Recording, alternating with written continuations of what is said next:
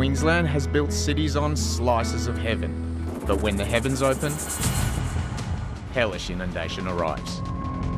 In Queensland, we are dealing with gigantic floods. Downpours hit North Queensland again in February.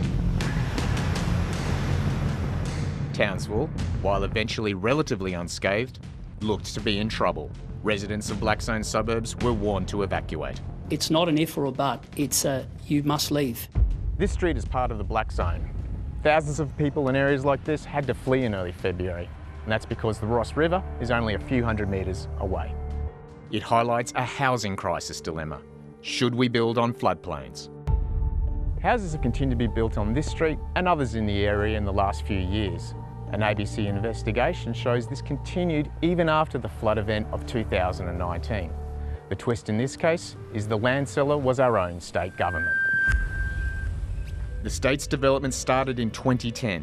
The council then says it raised concerns. Across the river, also in the black zone, more homes are going up. They're being sold privately, with flood resilience work being done, including raising land levels. Residents in both spots have mixed feelings.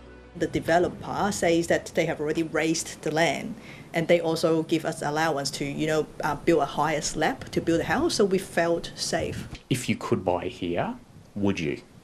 No, now that it's happened almost twice, I was looking, but I'm not doing it. No way. Another Townsville homeowner on former state land says the government should never have let anyone build there. That land was for affordable housing. But insurers are sounding the alarm about flood zone development. Quite often that land is cheap for a reason, and that is it's a flood risk. But it's a vexed issue in a housing crisis. As one local government politician half joked, if you want to avoid a floodplain in Townsville, your only option is Castle Hill. Flood experts say historically, cities were built near freshwater.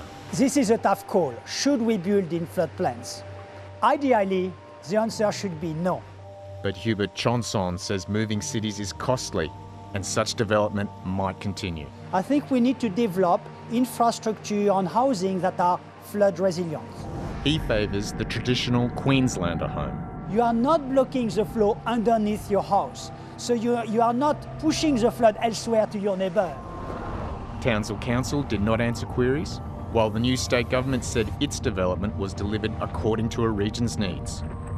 Queensland's heavenly cities remain in limbo between flood and housing crises.